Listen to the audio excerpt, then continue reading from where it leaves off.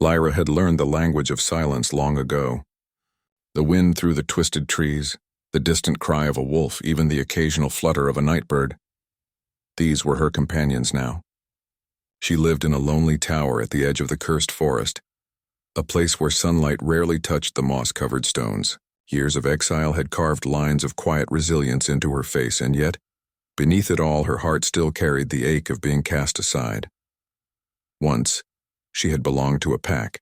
Once, she had known laughter and warmth.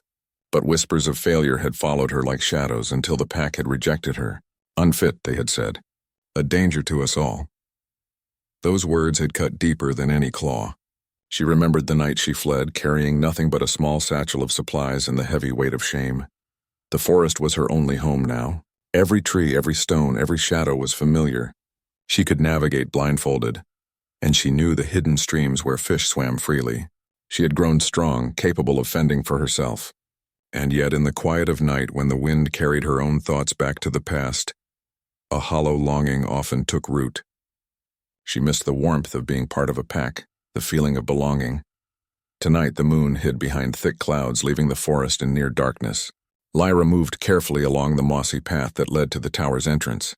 The air smelled of wet earth and pine. She paused at the edge of a small clearing, listening to the forest's gentle breathing. Nothing seemed out of place. The quiet was comforting, yet it always carried a subtle tension, the kind that told her she was alone, truly alone. Suddenly, the earth beneath her seemed to vibrate, faint at first, then stronger, like the slow, steady beating of a giant heart. Lyra froze, her sharp ears straining. A low rumble reached her ears and her pulse quickened. Wolves were not unusual in these woods, but this was something different, something far larger, heavier, more commanding. She stepped back into the shadow of the tower, her heart pounding. The ground shook again. The wind shifted, carrying a scent she had never encountered, a mixture of power, authority, and a faint trace of sadness. Her instincts screamed at her to flee, yet her feet remained rooted. Something primal in her recognized a force far beyond any ordinary wolf. From the darkness, shapes began to emerge. First, the gleam of eyes. 10 of them, golden and sharp, glowed like embers in the black. They moved with silent precision, circling the clearing in perfect harmony. Then the massive silhouette appeared, towering above the wolves, taller than any human or beast she had ever seen. The Alpha King Lyra had heard tales of him in her youth. The legend spoke of a giant wolf who ruled the northern lands with unmatched strength and wisdom. Some called him merciless. Others whispered that he was fair but terrifying, a guardian of the pack's deepest secrets. No one had seen him in decades. And now, here he stood, with 10 wolves by his side, each one a formidable creature in its own right. A shiver ran down her spine, but it was not entirely fear. Something else stirred within her, a strange mixture of awe, curiosity, and something she could not name. She had spent years alone, believing she was forgotten, invisible, yet here was a presence that seemed to shake the very air, demanding attention, drawing her gaze unwillingly. The giant stepped closer, his form becoming clearer under the moonlight that slipped through the clouds. His eyes, sharp and piercing, scanned her with an intensity that made her stomach twist. But there was also a depth in them, a sorrow she had not expected. It was as if he carried centuries of pain, yet still moved with a quiet purpose. Lyra. His voice rumbled, deep and commanding, yet strangely calm. I have come for you. She swallowed hard, trying to find words that would not betray the sudden fear tightening her chest. I'm no longer part of your pack, she said cautiously, keeping her voice steady despite the tremor in her hands. His gaze did not waver. That does not matter. The curse does not recognize exile. It does not forget. And neither do I. Lyra's mind raced. She had always suspected her exile was not just a punishment, but something darker, something tied to the strange powers she had always struggled to control. Whispers of moonblood had haunted her since childhood, an ancient mark carried by some Omegas, said to hold both danger and salvation. She had thought it dormant, harmless now that she was alone. But Kyle, the Alpha King, was saying otherwise. You should not have come here, she murmured, though the words sounded weaker than she intended. Her heart drummed in her chest, a mix of defiance and dread. I am not yours to summon. Kale's wolves shifted, their golden eyes flicking between her and their master. A low growl rumbled through the clearing, not of anger but of caution, of readiness. Cale raised a hand, massive and broad, and the motion was enough to silence even the wind. "I did not come to take you by force," he said. "I came because the curse will not wait for you to be ready. The pack suffers, the lands suffer, and you, Lyra, cannot hide forever." Her breath caught. She had spent years imagining herself as small, inconsequential, powerless. Yet this giant, this Alpha King, treated her as a key, an essential piece of something far larger than her isolation. Her pride bristled even as her curiosity pulled at her. "I am alone," she said softly, almost to herself. "I survive. I do not need anyone, not even the pack." Cale's eyes softened ever so slightly, as if he understood the weight of her words, the years of loneliness etched into her soul. "Alone does not mean safe," he replied, "and survival is not the same as living. You have denied your destiny for too long." For a long moment the two of them simply stood in the clearing. The wolves, immense and silent, waited without moving, their loyalty absolute. Lyra could feel the tension in the air, thick and electric. It was a feeling she had not experienced in years, a mixture of fear, anticipation, and something that felt dangerously like hope. Then, without warning, Cale stepped closer, his shadow falling over her. The earth seemed to tremble with his presence, and Lyra's instinct screamed at her to run. But she could not. Something in the way he moved, deliberate and commanding, rooted her to the spot. "You have been rejected," he said quietly, so quietly that she almost did not hear. "But the pack does not forget. And I do not forget. Come with me. Help us end what has haunted us for centuries. Or continue to hide and watch the world fall apart without you." Lyra's mind whirled. To return to the pack was unthinkable. To remain alone had kept her safe. But now, standing before Cale and the 10 immense wolves, she realized that safety was an illusion. There were forces at work she could no longer ignore, powers that demanded acknowledgement. The wind stirred, carrying the faint scent of rain and pine. The moon peeked from behind the clouds, illuminating Cale's towering figure and the wolves that surrounded him. In that silver light, Lyra understood something she had never admitted before. Her exile had not been the end of her story. It was only the beginning, and yet she could not move, could not speak. Her heart thrummed with a mixture of fear and something unnameable, something that stirred in the deepest corners of her soul. For the first time in years she felt seen, not as a rejected Omega, not as a shadow of her former self, but as someone who mattered. Cale's voice broke the silence. "Decide, Lyra. Will you face what you were meant to face, or will you continue to hide in the shadows of your own fear?" She swallowed, feeling the weight of her choices pressing down like the forest itself.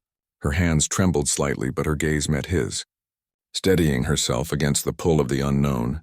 Before she could answer, a low howl rose from the wolves, long and mournful, echoing through the clearing. It was a sound that spoke of loyalty, power, and ancient secrets.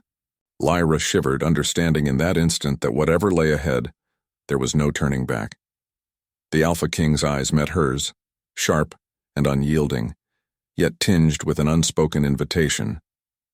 And in that moment Lyra knew her solitude had ended. The forest, the pack, the curse, they were waiting. And so was he. She took a hesitant step forward, the weight of years of isolation pressing down on her, but also a strange thrill she had long denied herself. Cale's gaze never wavered, and the wolves shifted, ready to follow, ready to protect, ready to obey. The night held its breath, the wind stilled, and for the first time in many long years, Lyra felt something she had forgotten, the stirring of destiny. And above the silence, the Alpha King's voice echoed once more, low and resonant. "Then come, Lyra, and face what you were born to be."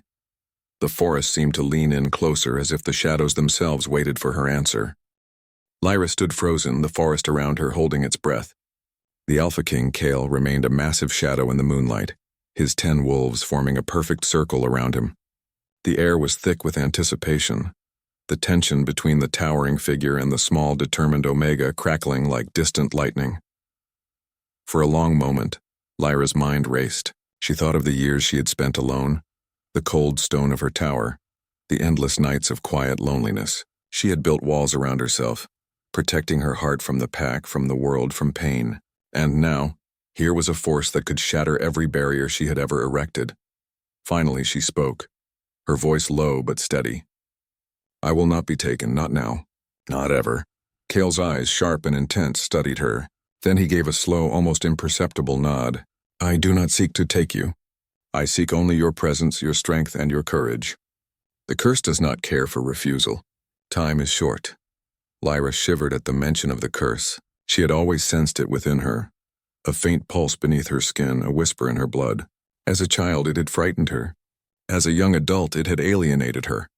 And now Kale spoke of it with a certainty that left her heart pounding. "What do you mean?" she asked cautiously. "What curse?" Kale's gaze softened slightly, though the strength behind it remained undeniable. "The moon blood flows through your veins, Lyra. It is an ancient power carried by some Omegas. It has the potential to heal or destroy. My pack has suffered because of it. I have come to ensure it does not consume you. Or us." Lyra's stomach tightened. She had always felt different, but she had never understood why. And now, standing before the Alpha King and his 10 immense wolves, she realized that her solitude had not protected her from the world's dangers. It had merely delayed them. I do not understand," she whispered. "Why me? Why now?" Kale took a slow step closer, the earth trembling slightly beneath his weight. "Because you cannot hide forever. The curse will not wait for readiness.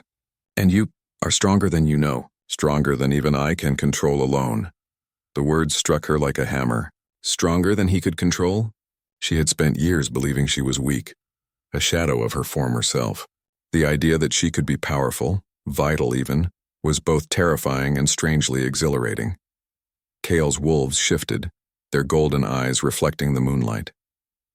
They were immense, each one larger than any wolf she had ever seen. But there was a strange calmness in them, an unspoken understanding that they were not threats to her. They were guardians, loyal and alert, waiting for their alpha's command. "You do not have to answer now," Kyle said gently, though the deep timbre of his voice carried authority. "But you must come with me. Even if you resist, I will remain until you make the choice. I will not abandon you." Lyra's heart raced. Her instincts screamed to flee, to climb the tower and disappear into the forest. But her curiosity, her longing for something beyond isolation, held her rooted. She had spent years alone, and yet for the first time in a long time, she felt the stirrings of hope. Slowly, almost unwillingly, she nodded. "I will go," she said softly. "But I do not trust easily, and I do not forgive easily. You should know that." Kyle inclined his head, a faint smile playing at the corner of his lips. "I would expect nothing less." The journey began in silence. Lyra followed Kale through the dense forest, her senses heightened by the unfamiliar presence of the wolves. They moved with uncanny grace, their paws barely making a sound on the mossy ground. Every now and then Kale would glance at her, his piercing gaze assessing her reaction, her strength, her resolve. As they walked, the forest seemed to shift around them. Shadows lengthened and twisted, and the air carried an undercurrent of ancient power. Lyra felt the pulse of the land as if it were alive and watching, aware of the presence of the Alpha King and the Omega who bore the moonblood. After several hours, they reached a clearing where the trees parted to reveal a hidden valley. A river ran through it, glimmering silver under the faint moonlight. The air was alive with the scent of pine and earth, and the distant sound of waterfalls echoed through the valley. It was beautiful, serene, and yet charged with an almost palpable energy. "This is my territory," Cal said, his voice calm but commanding. "Here the curse is weakest. Here, you will begin to understand your power." Lyra looked around, awe mingling with apprehension. She had never seen such a place, so vibrant and alive, yet so infused with a strange, magical presence. For the first time, she felt the stirrings of something she had long denied: belonging. Kyle approached a large stone at the center of the clearing.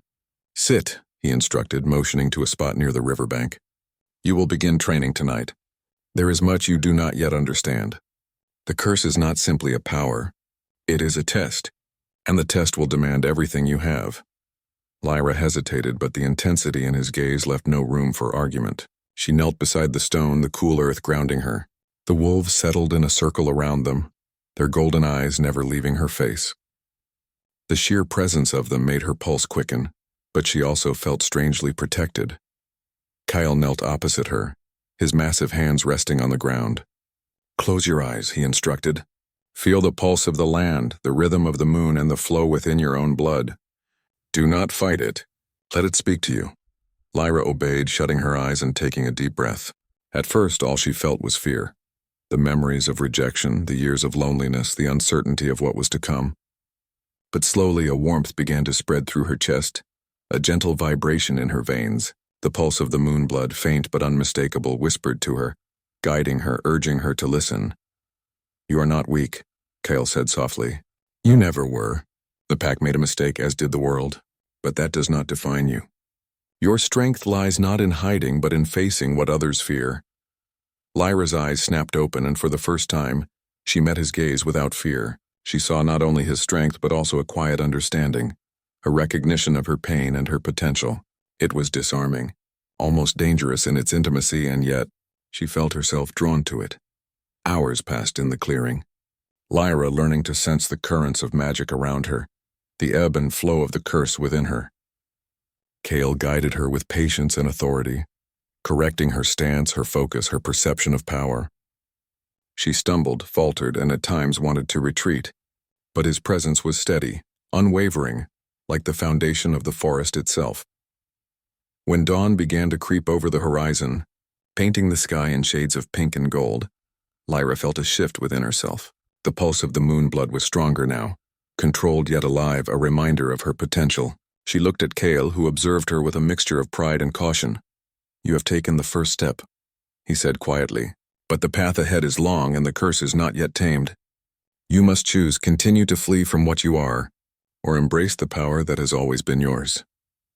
Lyra felt the weight of the decision pressing on her, the years of solitude, the pain of rejection, the unknown dangers that lay ahead, and yet beneath the fear, a spark of determination ignited. She had survived alone for years, but now she understood that survival was not enough. She wanted more: strength, purpose, and perhaps even connection. As she rose to her feet, the 10 wolves circled closer, their golden eyes gleaming in the dawn light. Kale extended a massive hand toward her, an unspoken invitation to trust, to step forward, to face what she had long avoided. Lyra hesitated, feeling the weight of the past, the uncertainty of the future, and the undeniable pull of something far greater than herself. Then with a deep breath she placed her hand in his. The earth seemed to sigh, the forest exhaling with her decision. The first step of a journey that would test her strength, her courage, and her heart had been taken, and though the path ahead was shrouded in shadows and mystery, Lyra knew she would not face it alone. The valley lay in quiet stillness as the sun rose, casting golden light over the river and forest. Lyra stood at the edge of the riverbank, feeling the cool water run through her fingers. The moon blood within her pulsed faintly, a rhythm she was learning to recognize, like the beat of her own heart, magnified and magnified again. Kale watched her from a few paces away, his massive form rooted in the earth like a living monument. You must feel it, Lyra, he said, his voice steady, low, and calm. The power flows through you. Do not fight it. Let it speak. Lyra closed her eyes, drawing in a slow, deep breath. She could feel the pulse of her own blood mingling with the energy of the valley, with the river's flow, with the very heartbeat of the forest. It was overwhelming at first, a chaotic symphony that made her knees weak and her chest ache. But Kale's presence was a grounding force, steady and unwavering, giving her the courage to stay. Hours passed as he guided her, his hands sometimes hovering near hers, teaching her the rhythm of the moon blood without touching her. He instructed her to sense the flow of life around her, to feel the energy of the wolves, the trees, the river, and even the air. Lyra stumbled often, frustrated by the strength within her that she could not yet control. You hesitate, Kyle said gently, stepping closer. You doubt yourself, and that doubt gives the power a chance to overwhelm you. You are stronger than that. I am not strong enough, Lyra said, her voice trembling slightly. I can feel it. But it pushes me. I am afraid of what I might do. Kyle knelt beside her, the earth trembling slightly under his weight. Fear is natural. It is not weakness, but you must not let it dominate you. Control comes from understanding, from accepting the power within you, not from hiding from it. Lyra looked up at him, meeting his intense gaze. There was something in his eyes that made her heart twist, a mixture of challenge and care, authority and trust. She had spent years learning to survive alone, and now here was someone who demanded not only obedience but also faith in herself. You will not leave me alone in this, she whispered. Kale's expression softened ever so slightly. Never, I am here. I will not abandon you. But you must step forward, Lyra. You must face what the curse demands. As if to punctuate his words, the ground shook beneath them. Lyra stumbled slightly, catching herself on a tree root. A low, mournful howl rose from the forest beyond the valley, echoing through the trees. It was not the call of Kale's wolves. This was different, older, darker. Kale's eyes narrowed. The curse is awakening, he said quietly. Something stirs in the forest. Something that has waited for you. For years. Lyra's pulse quickened. She had felt this before, in fleeting moments of fear when her blood had surged unexpectedly, when shadows had seemed to move in unnatural ways. The curse was not just within her, it had a presence, an ancient will that had lingered long before she was born. What? What is it? She asked, her voice barely a whisper. Kyle stood, his massive form casting a long shadow over the valley. It is the reason you were rejected. It is the reason the pack feared you, and it is the reason you cannot hide any longer. The forest seemed to darken, the shadows stretching like fingers across the clearing. Lyra could feel the pulse of the moonblood within her, stronger now, vibrating with urgency. She tried to calm herself, to remember Kale's guidance, but the sensation was almost too intense to bear. You must trust yourself, Kale said, moving closer, his hand hovering near hers. And you must trust me. Lyra nodded, though her heart pounded in her chest. She had never trusted easily, had never allowed anyone to see the fear and longing within her. But Kale was different. He did not demand submission. He demanded understanding, and she found herself wanting to meet his challenge, to rise to the power she had long denied. Suddenly, a figure emerged from the shadows of the forest. Lyra tensed, her body instinctively shifting into a defensive stance. The figure was cloaked, moving with unnatural silence, and even from a distance Lyra could feel the weight of power surrounding it. Kale stepped in front of her, his presence protective and commanding. Who approaches?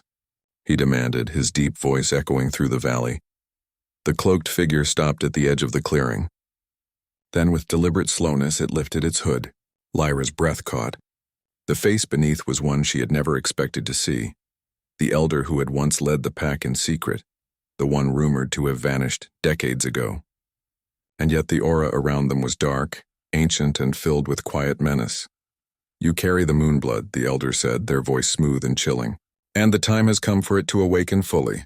Will you embrace it, or will you let it consume you? Lyra felt the pulse within her surge violently, a flood of energy she had never felt before. The forest seemed to respond, the trees bending slightly as if to watch, the river shivering in its course. Kale's wolves shifted, growling low and warning, their eyes fixed on the intruder. I do not want to hurt anyone, Lyra said, fear and determination mingling in her voice. I only want to control this power. I only want to survive. The elder smiled faintly. Survival is no longer your concern, little Omega. Power demands more than survival. It demands recognition, dominance, and sometimes sacrifice. Are you willing to pay the price? Kale stepped closer to Lyra, his massive presence a shield between her and the elder. You are not alone, he said firmly. You do not face this by yourself. I will stand with you, but you must trust yourself. Lyra's eyes met Kale's, and for a moment all fear and doubt seemed to blur. She could feel the strength in him, the steady grounding that allowed her to focus even as the pulse of the moonblood surged like a storm in her veins. I will try, she whispered, her voice firm despite the chaos within her. The elder nodded slowly. Then the test begins. With that, the cloaked figure raised a hand and the forest seemed to shiver.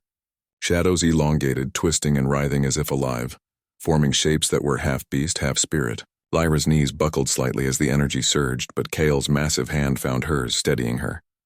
You can do this, he said, his voice low, almost a whisper meant only for her.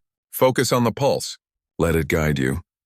Lyra took a deep breath, closing her eyes once more. She reached within, feeling the rhythm of her own blood, the flow of the valley, the steady heartbeat of Kyle's presence beside her. Slowly, the shadows began to respond, shifting and bending with her intent. She felt a sense of control growing, fragile but real, like a flickering flame she had just learned to protect. The elder's eyes narrowed, studying her. Impressive, they said. But this is only the beginning. The curse will not yield easily, and neither will your destiny. The shadows receded, dissolving into the forest. The valley returned to its quiet, though the air remained charged with power. Lyra opened her eyes, her chest heaving, a mixture of exhaustion, exhilaration, and newfound strength coursing through her. Kyle lowered his massive hand, allowing her to release it. "You are stronger than you know," he said. "And this is only the first trial. The path ahead will test you in ways you cannot yet imagine. But I will not leave you. Not now, not ever." Lyra felt a warmth in her chest, a sense of connection she had long denied herself. She had faced the pulse of the moonblood, faced the ancient force that had haunted her and survived. But more than that, she had begun to trust not only in her own power, but in Kale's unwavering presence beside her. The forest around them was quiet once more, the only sound the soft ripple of the river and the distant cries of birds waking to the dawn. Yet Lyra knew that this calm was temporary. The curse was still alive, still waiting, and the forces that sought to challenge her had only just begun to stir. Kyle's gaze met hers, steady and unwavering. "Rest," he said. "Tomorrow we continue. The true awakening is still ahead." Lyra nodded, feeling the weight of exhaustion in her limbs but also the strange thrill of accomplishment. For the first time in years, she felt alive, connected, and aware of the power that had always been part of her. And as the sun rose higher, casting light on the valley and the 10 immense wolves who now circled protectively around her, Lyra knew one thing with certainty. She could never return to the solitude she had known. Her journey had begun, and the path would be dangerous, uncertain, and full of challenges that would test every ounce of courage and strength she possessed. The sun had barely risen over the valley when Lyra awoke, her body aching from the trials of the previous day. The pulse of the moonblood within her was still strong, like a river surging through her veins. She sat on the riverbank, watching the water shimmer in the early light, feeling both the exhaustion and exhilaration of the awakening. Kyle had already risen, his massive frame silhouetted against the first rays of sunlight. His 10 wolves circled him, alert and poised, their golden eyes scanning the forest. He moved with quiet authority, every step deliberate, every breath controlled. Lyra felt a mixture of awe and reassurance. He was both protector and teacher, and she could feel the power he carried in every motion. "Today will be different," Kale said, his voice low, carrying a weight of authority. "The trial you faced yesterday was to awaken your awareness. Today you face the world beyond the valley. The curse stirs outside and its forces will test your control." Lyra swallowed hard, the excitement mingling with fear.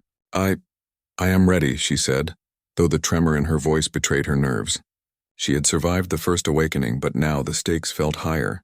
The forest beyond the valley had always been mysterious, even dangerous, and now she would confront its secrets fully. Kale nodded and led her to the edge of the valley where the forest thickened. The air grew cooler, shadows stretching longer as they moved deeper into the trees. The wolves followed silently, their presence reassuring yet intimidating. Lyra could feel the pulse of the moonblood intensifying, responding to the ancient power hidden in these woods.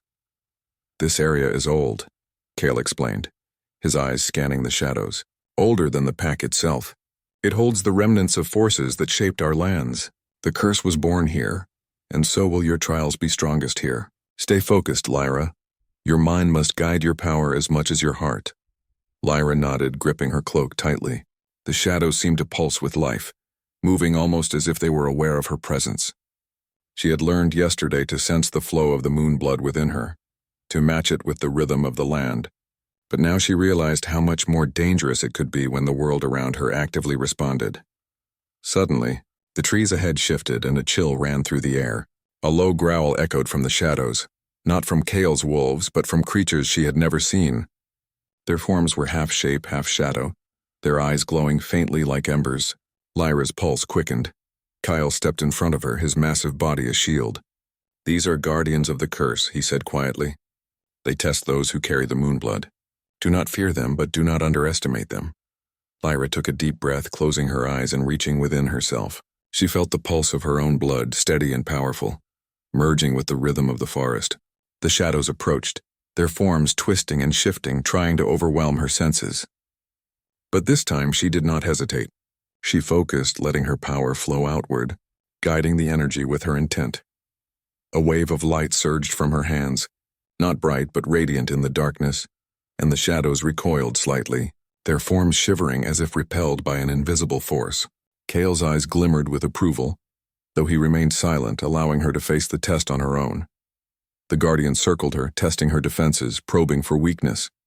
Lyra felt the energy of the moon blood within her responding to every motion, every thought. She realized that control was not about force alone. It was about balance, about harmony between herself, the land, and the curse that had long haunted her. Hours seemed to pass in a blur of focus, fear, and determination. Lyra pushed herself harder than she ever had before, guiding the energy with precision, learning to anticipate the movements of the shadows rather than simply reacting. Kale's presence beside her was steady, a grounding force that allowed her to trust in her own abilities. Finally, the guardians halted, their forms dissolving into the forest as if acknowledging her mastery. Lyra fell to her knees, breathing heavily, her body trembling from exhaustion. Kale stepped closer, placing a massive hand on her shoulder. "Well done," he said quietly. "You have faced the first true challenge and survived, but there is more to come."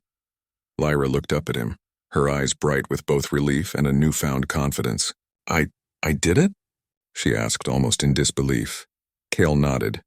"You are stronger than you know, but strength alone will not be enough. The curse is not just power. It is a test of heart, mind, and spirit. You must face it fully to control it." As they moved deeper into the forest, the air grew heavier, the shadows longer. The trees twisted into shapes that seemed almost alive, and the wind carried whispers that made Lyra's skin prickle. She could feel the pull of the moon blood stronger than ever, as if the land itself were aware of her presence. Suddenly, a distant howl broke through the forest, louder and darker than any she had heard before. Lyra froze, her pulse racing. Kale's eyes narrowed, his stance shifting into readiness. "That sound," he muttered, his voice tense. "It is not one of my wolves. Something old and dangerous stirs. We must move carefully." Lyra's heart pounded. She had survived the awakening, faced the guardians, and yet the forest was reminding her that the trials were far from over. Fear threatened to take hold, but she drew strength from Kale's presence and the rhythm of her own blood. She would not flee. Not now. As they advanced, the shadows seemed to grow thicker, forming shapes that were almost human, almost beast, their eyes glowing with ancient intelligence. Lyra could feel the pulse of the curse resonating with them, a dark energy that sought to test her resolve. Kale stopped suddenly, raising a hand to signal her to stay close. "They are watching," he said. "Do not act rashly. Let them come to you and then use your strength with purpose." The shadows closed in, moving silently through the trees. Lyra felt the surge of the moon blood within her, responding instinctively. She extended her hands, guiding the energy outward in a controlled wave. The shadows recoiled, twisting and shivering as if repelled by an invisible force. One of the shadow forms lunged forward, its shape shifting rapidly, almost too fast to track.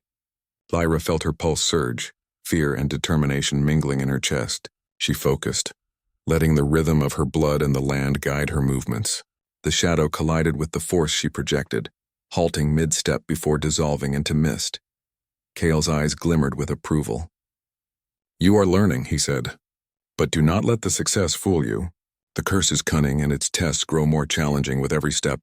Lyra nodded, feeling the weight of the words. She had survived, yes, but she knew the path ahead would be even more difficult. The shadows were only a fragment of what awaited her, and she could sense something deeper, more powerful, moving through the forest. As they continued, Lyra felt a strange connection to the wolves around her. They moved with a grace and coordination that mirrored her own growing control of the moon blood. She realized that their loyalty was not only to Kale but also to the balance of the forest itself. They were guardians, allies, and silent teachers in their own right. The sun climbed higher, casting light through the twisted branches. Lyra's confidence grew, though her body ached from the exertion. She had faced her first real external threat and survived, but the howl she had heard earlier still echoed in her mind, a reminder that the forest held secrets she had yet to uncover. Kale's gaze met hers, steady and unwavering. "Rest now," he said. "Tonight the true challenge begins. The curse will call to you in ways you cannot yet imagine. You must be ready." Lyra nodded, feeling the mixture of exhaustion, exhilaration, and anticipation. She had survived the first day of trials, learned to control the pulse of the moonblood, and face the guardians of the curse. but she knew the path ahead would be even more dangerous. And as the forest settled around them, the distant howl echoed once more, deeper and darker than before. It was a sound that promised challenges beyond anything Lyra had faced, and yet she felt a flicker of determination ignite within her. She would face the curse. She would face the forest. And she would not be alone. With Kale by her side, the 10 wolves surrounding them, and the pulse of the moonblood guiding her, Lyra took a deep breath and prepared for the trials that lay ahead. Night fell over the valley like a velvet cloak, the moon rising high and casting silver light across the river and forest. Lyra stood at the edge of the clearing, her cloak pulled tightly around her shoulders, her pulse alive with the rhythm of the moonblood within her. The forest around them was silent yet charged, as if holding its breath for what was to come. Kyle's massive figure loomed beside her, his wolves forming a protective circle. Their golden eyes glimmered in the moonlight, alert and unwavering. For weeks, Lyra had trained, faced trials, and learned to control the pulse of the curse within her. But tonight, she felt the weight of destiny pressing upon her heavier than ever before. "The time has come," Kyle said, his deep voice calm but filled with quiet power. "The final trial awaits. The curse will call to you fully, and the forest will test your heart, mind, and spirit. Are you ready?" Lyra took a deep breath, feeling the energy within her pulse in harmony with the rhythm of the valley.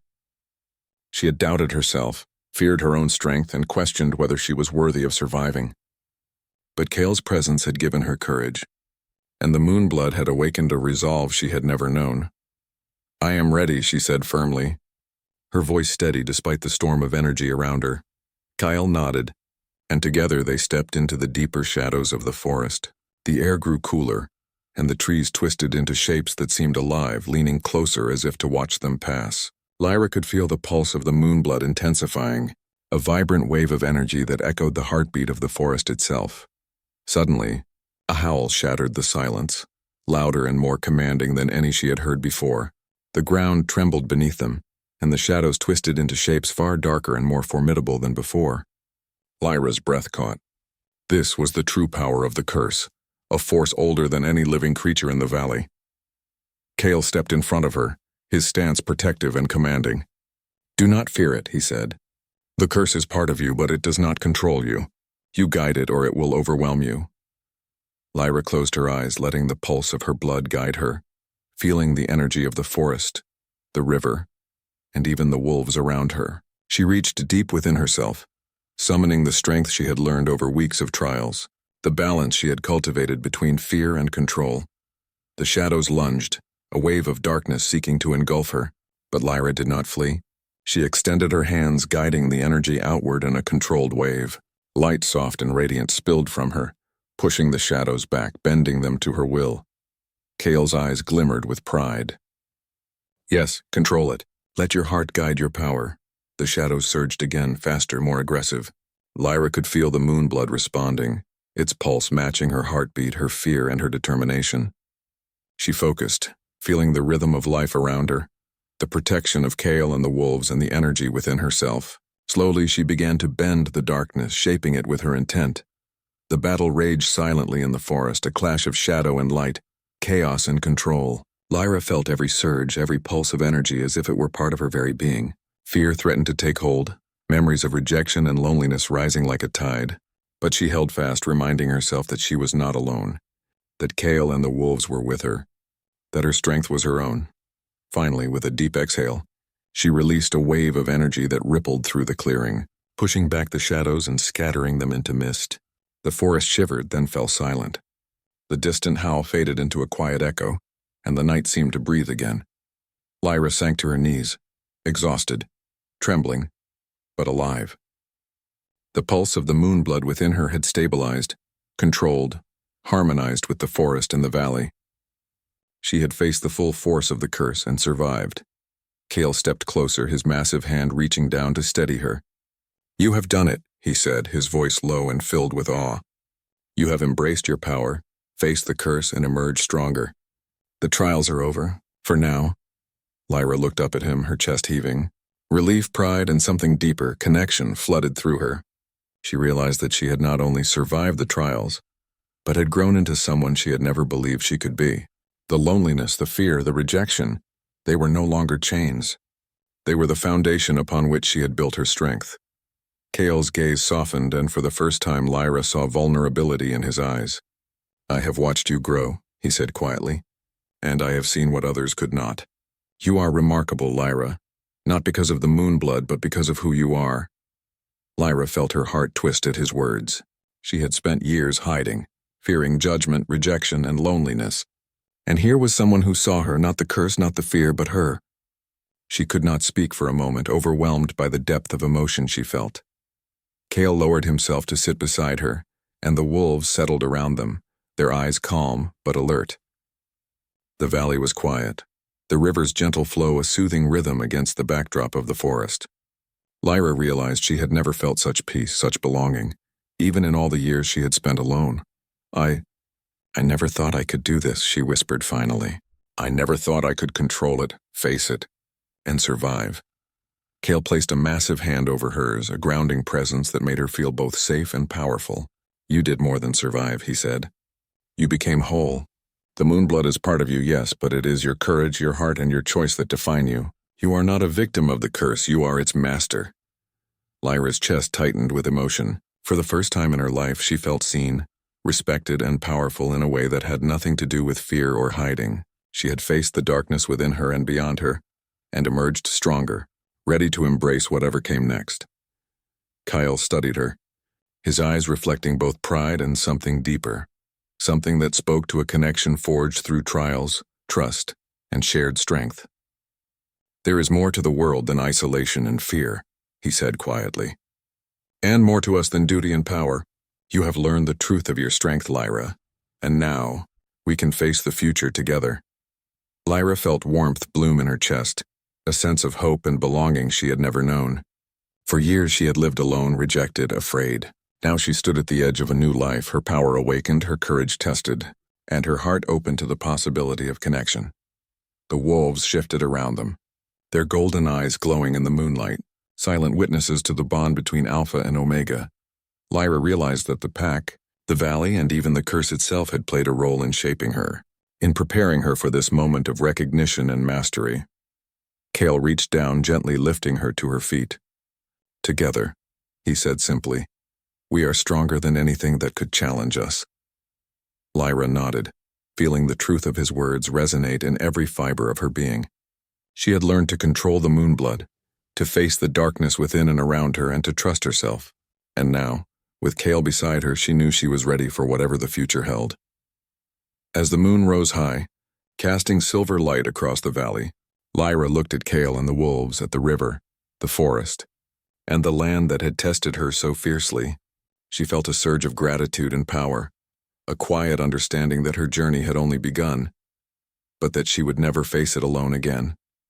The forest seemed to hum in approval, the river glinting with silver light, and even the shadows that had once threatened her seemed to bow in respect. Lyra understood that the curse was no longer a force of fear. It was part of her, a reminder of her strength, her courage, and the bond she had formed with Cale. Cale's gaze met hers, steady and unwavering. "The trials are over," he said softly, "but our journey has just begun, and I will not leave your side." Lyra smiled, a sense of peace and purpose flooding through her. "Nor will I leave yours," she said. The valley lay in serene silence, the wolves at their side, the forest alive with quiet energy. Lyra had faced the curse, mastered her power, and discovered her own strength. She had emerged from solitude not just as a survivor, but as someone whole, powerful, and ready to embrace the challenges and wonders of the world. And as the first light of dawn broke over the horizon, painting the sky in shades of gold and silver, Lyra knew with certainty that she had found not only mastery over the curse, but also a place where she belonged, a bond she could trust, and a future filled with possibility. The journey was not over, but she was no longer alone.